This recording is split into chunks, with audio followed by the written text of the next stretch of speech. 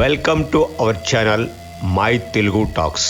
ఈ మధ్య ఉత్తరప్రదేశ్లో జరిగిన బోలే బాబా సంఘటన చూస్తుంటే మనం నాగరిక ప్రపంచంలో జీవిస్తున్నామా లేక అడవులలో జీవిస్తున్నామా అనిపిస్తుంది.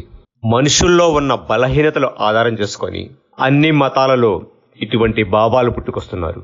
హిందూ మతం, క్రైస్తవ మతం, ముస్లిం మతం, ఇలా ఏ మతంలో తీసుకున్నా ప్రజల బలహీనత ఆధారం చేసుకొని ఇటువంటి వారు పుట్టుకొస్తున్నారు. వారిని కట్టడి చేయవలసిన బాధ్యత ప్రభుత్వాలది.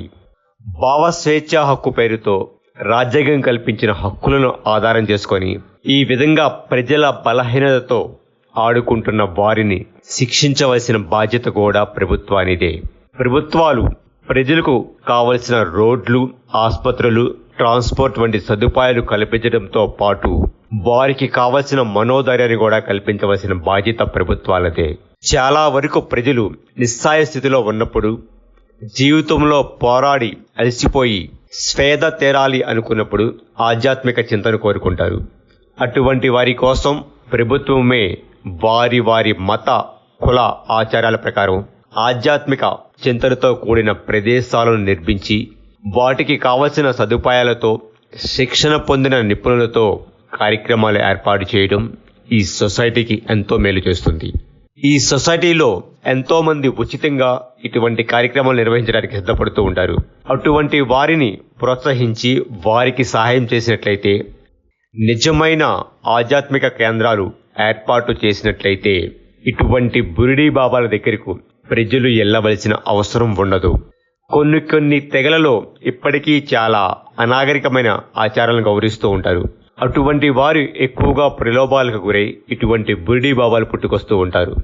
అటువంటి వారిలో ప్రభుత్వం మార్పులు తీసుకురావడానికి వారి తెగలలోని కొంతమందిని ఎంపిక చేసుకొని వారిలో మార్పు తీసుకురావడం ప్రభుత్వ బాధ్యతగా తీసుకోవాలి. ప్రభుత్వం అంటే వ్యక్తులు చేయలేని పనిని వ్యవస్థలుగా మారి వారి అవసరాలను తీర్చడమే. వారికి సౌకర్యాలు కల్పించడమే కాదు, మానసిక సమస్యలను, వారిలో కలిగిన అభద్రతా భావాలను, వారికి కావలసిన మనోధైర్యాన్ని కూడా కల్పించవలసిన బాధ్యత ప్రభుత్వాలదే.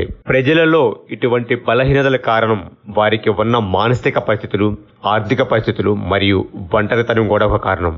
భారతదేశంలో ఉమ్మడి కుటుంబ వ్యవస్థ కొంతవరకు కుటుంబ సభ్యులకు రక్షణగా ఉండేది. కానీ ఉమ్మడి కుటుంబంలో జరిగిన కొన్ని ఘర్షణలు మరియు వ్యక్తిగత స్వేచ్ఛకు అలవాటు పడి ఉమ్మడి కుటుంబ వ్యవస్థను నాశనం చేశారు.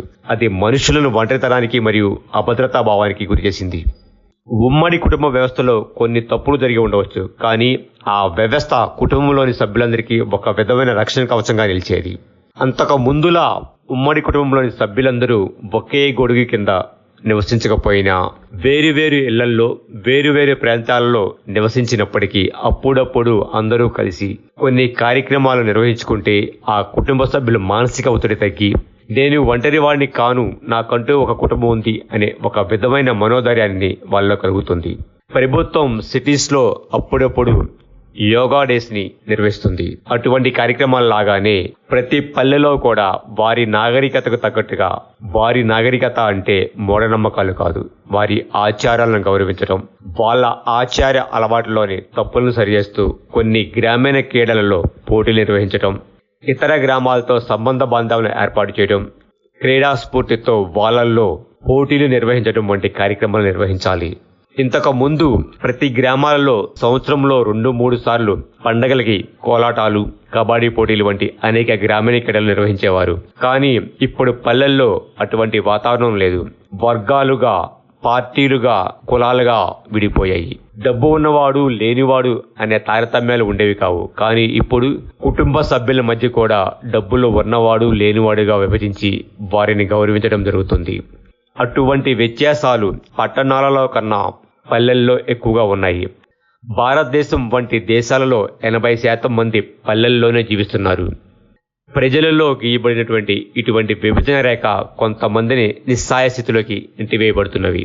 అటువంటి వారిలో ఎక్కువ మంది ఇటువంటి ఆధ్యాత్మిక కార్యక్రమానికి దగ్గరవుతూ ఉంటారు. ప్రజలు నిస్సాయ స్థితిలో ఉన్నప్పుడు ఇటువంటి బుడి బాబాలు పుట్టుకొస్తూ ఉంటారు. కాబట్టి ప్రభుత్వాలే నిజమైన ఆధ్యాత్మిక కేంద్రాలను నిర్మించడం చాలా అవసరం. ప్రజలు స్వశక్తితో నిలబడటం, మానసికంగా ధైర్యంగా ఉండటం ప్రభుత్వాలకు మంచే చేస్తుంది. అది ప్రభుత్వ పాలనను మరింత సురక్షితంగా నిర్వహించడానికి ఉపయోగపడుతుంది.